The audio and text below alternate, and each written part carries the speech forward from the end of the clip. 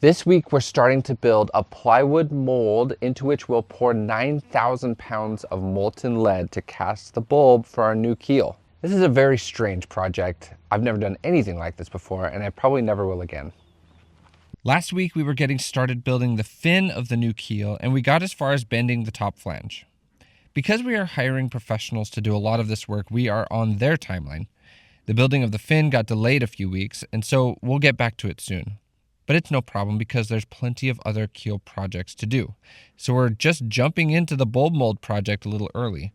We'll be back to the fin build shortly.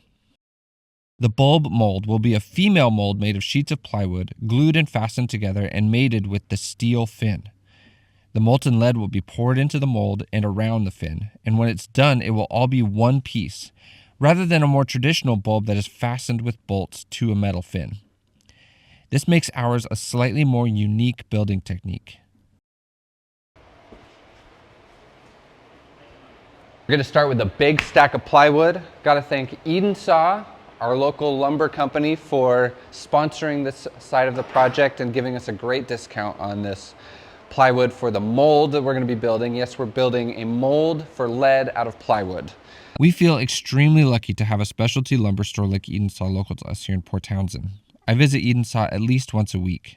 They have a massive warehouse full of specialty lumber from all over the world, and Eden Saw is especially proud of the huge selection of live edge slabs. Plus, they have a CNC shop and mill house that can tackle almost any custom project. They have a great website and a super knowledgeable staff. If you're looking for lumber for a fun new custom and DIY woodworking project, please check out their website at edensaw.com and tell them Duracell sent you. Yes, we're building a mold for casting lead out of plywood. Today we're going to start cutting all of the pieces with it using a CNC machine that will make the mold. It's going to all be cut out of this stack of plywood. It's going to be really fun getting this project done. Hi, I'm Brandon Davis, Turnpoint Design. We're a CNC cutting shop in Port Townsend, Washington. All right, so we've been working up a model for casting the bulb. Everything in brown will be plywood. Up in here, this is a steel keel part of it. You can see it's going to be all cast in one piece. What we're cutting today is going to be the plywood to make this mold. So this is where it starts as a 3D model.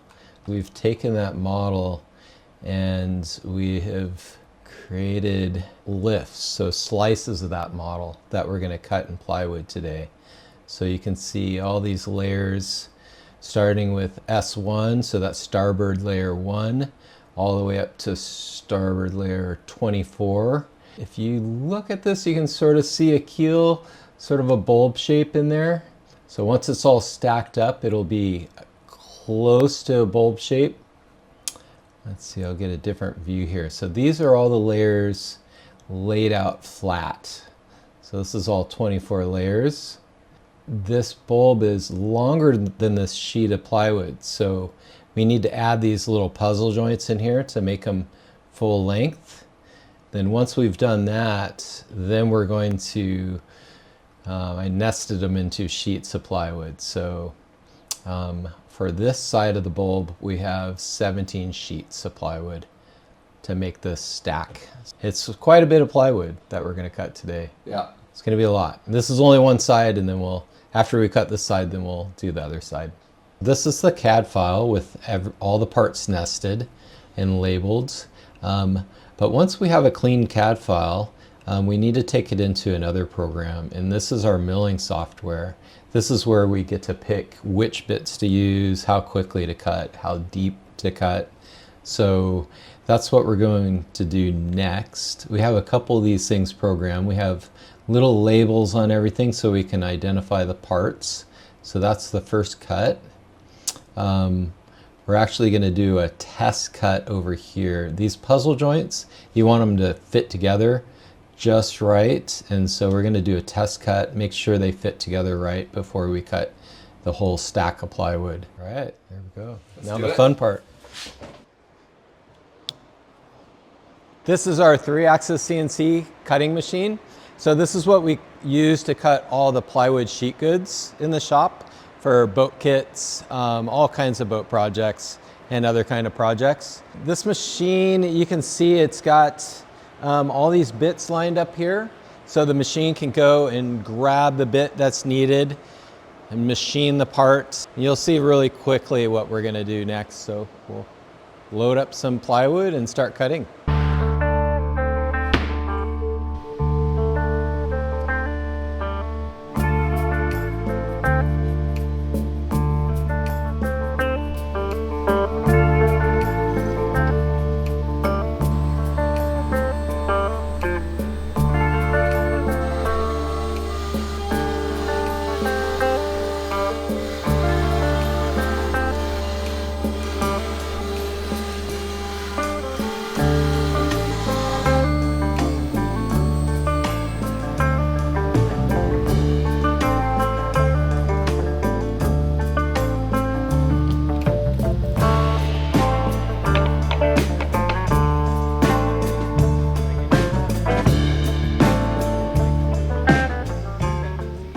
This was just a test piece. We had to make a few adjustments on the file so that the machine would cut all the way through the plywood and a little more room in the puzzle joint. Once we got all these things fixed, it was time to start cutting the actual pieces.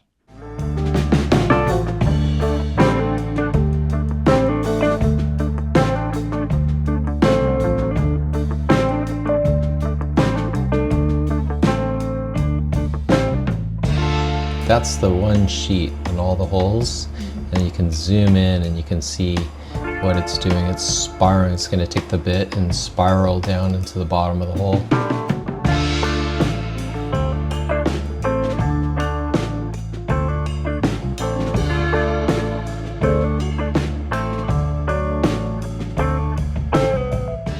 So these holes we're going to put bolts through this and bolt this whole mold together. So that's what's holding the mold together, is these big through bolts. All these holes have to get cut.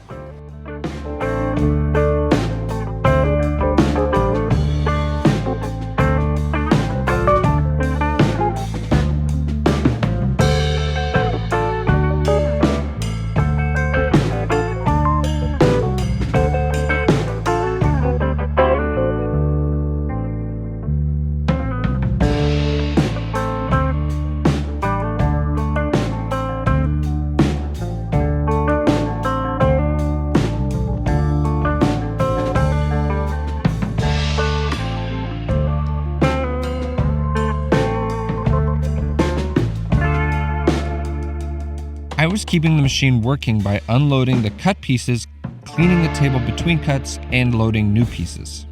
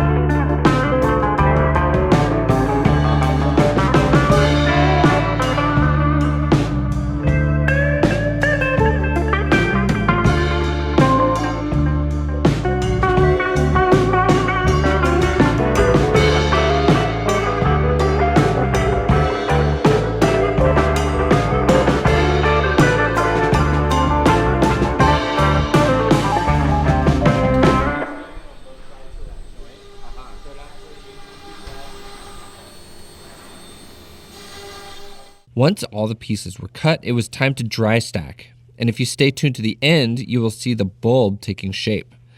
But first, let's take a break from work and chat with a very special guest. So we'll just do your makeup really quick. Very good. There we go. What? Yeah, gotta comb your hair. I'm not happy about this. Oh, good. This is very exciting because finally we have Evan back, and for those of you that don't know Evan, he has been helping us with engineering and naval architecture on Duracell for years now. From the very beginning, he emailed me and said, I won't be at Patreon, but I would love to help on the boat with anything, any engineering projects. And he has been absolutely invaluable, making this project so much better than we could have hoped. And so today he's here to talk about the keel, which he designed. Ever since you started throwing new keel designs at me, all the way through the design phase to this one we've landed on, I've been just, like Yanni said, drooling, because it's such an exciting... Just wiping some drool off. Thank you. Thank you. And I'm extremely excited about how the boat's going to sail with this thing. And so, in your words, in a few words, what makes this keel unique to cruising boats? I guess one thing, if you're building a production boat, you're trying to make it cheap. You know, you're as cheap as possible. So you look at the ones that have bulbs, they often have a cast iron keel and then a lead bulb, right? Which is cheap to build, but it still has a center of gravity kind of high because they got that cast iron part up high.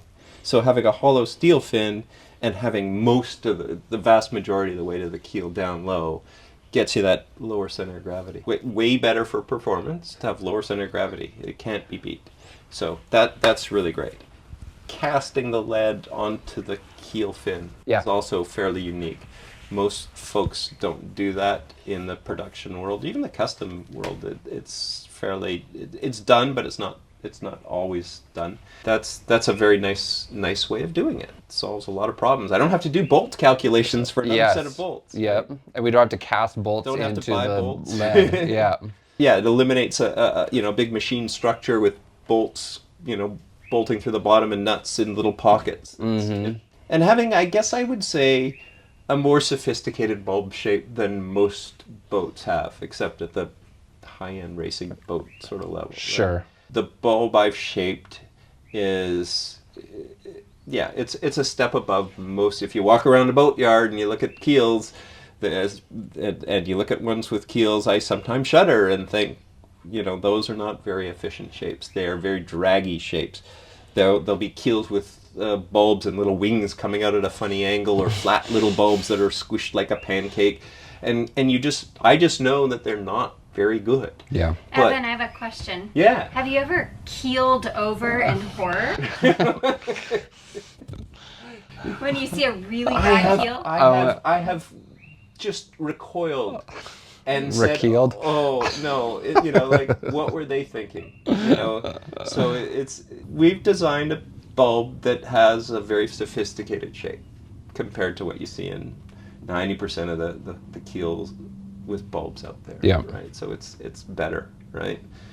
The fin is designed to be relatively easy to fabricate with a super duper facility, right? Like the foil shape is a forgiving shape. It's tolerant of minor imperfections. It's tolerant of algae and barnacles growing on it, like a real cruising boat will have. Right. Overall, it's a nice balanced package of, performance-y bulb and a simple to build fin that a steel fabricator can build in a little shop. Well, and we've taken advantage of things like CNC technology, which will greatly reduce the amount of labor that goes into building. And accuracy, right? Yeah, like it and gets super all these little ribs are all cut super accurately. Yep. That makes it easy to put together a little kit of parts. Right. You know that everything's going to line up. And I also designed it so that it wasn't it wasn't actually tapering like a trapezoidal shaped fin keel.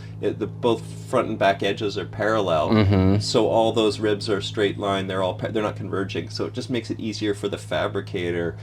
He lines it up at the top and the bottom and done, and they're all straight lines. Yeah, no complex curves. No. Yeah. Yeah, because the shapes of the ribs change. Right. Whereas, as long as they are all parallel to the foil surface, they're just rectangles. Yep. Right. So then it's just easier to make it work that way. Right. Slight trade-off in terms of performance, but huge benefits by making it easy to fabricate. Yep.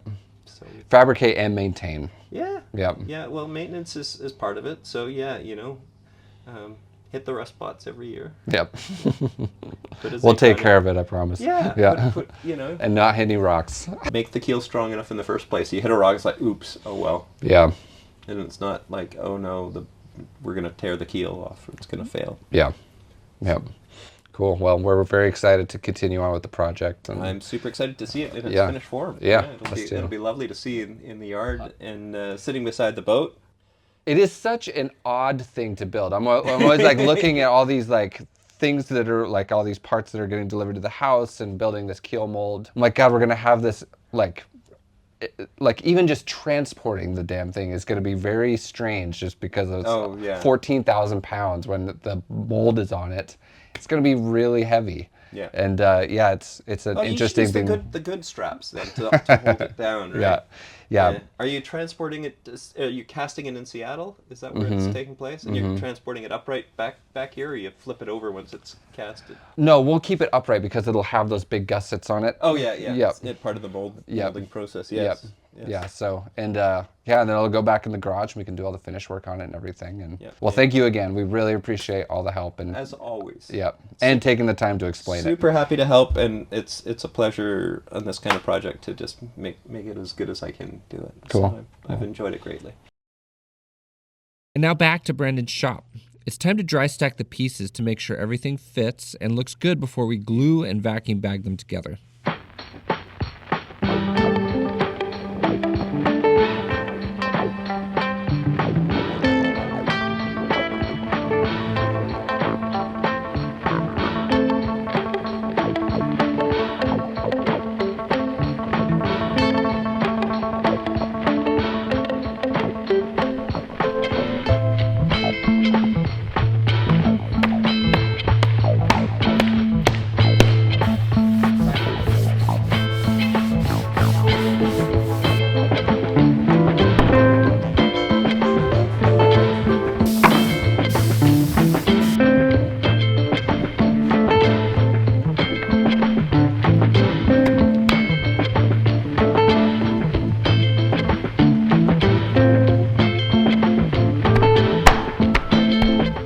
I traced the shapes from the parts above so that we know where epoxy doesn't have to be applied. This will save us a little bit of epoxy.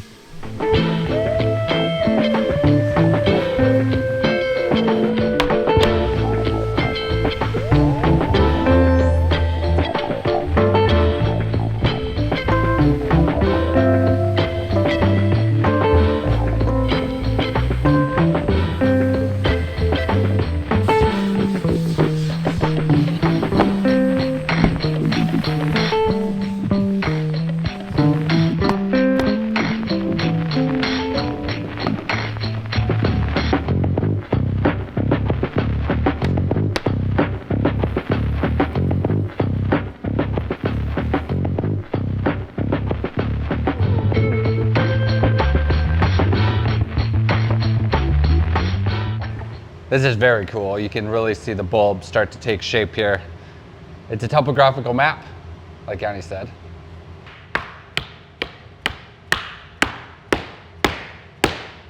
It is extremely fun for me to get to work in Brandon's shop. He has other really cool projects going on that we'll show you in the future. Plus, this is something very different from my normal backyard boat building. Port Townsend is so lucky to have boat builders like Brandon and Turnpoint who are highly skilled, passionate, outside-of-the-box tinkerers. Here, we are cutting the pieces for the port side and stacking them at the same time. You can see the stack of uncut plywood getting smaller and the shape of the bolt appearing in the pieces as I stack them up.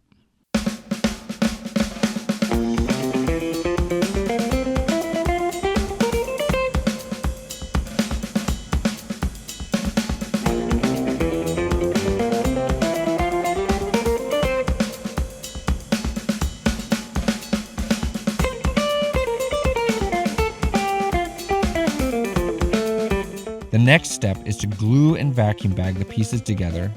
We'll use another 5-axis CNC machine to do the final cutting to get the precise shape of the bulb. We'll paint the inside with a fire-resistant paint so that the plywood doesn't catch on fire when the molten lead touches it. And we have to put the two pieces together. We'll get to all that next week. You guys are going to hate me for this question, but if Duracell's Keel had a tagline like, sexy, fast, shiny. Keeps the boat upright. Yeah. I think that's the best I could do. Okay. Yeah. Keeps the boat Duracell's upright. Keel. Yeah, it's not a sexy tagline, I'm afraid. Yeah. Evans Keel. It'll keep your boat upright. Yeah, that's right. Okay, I'll take that.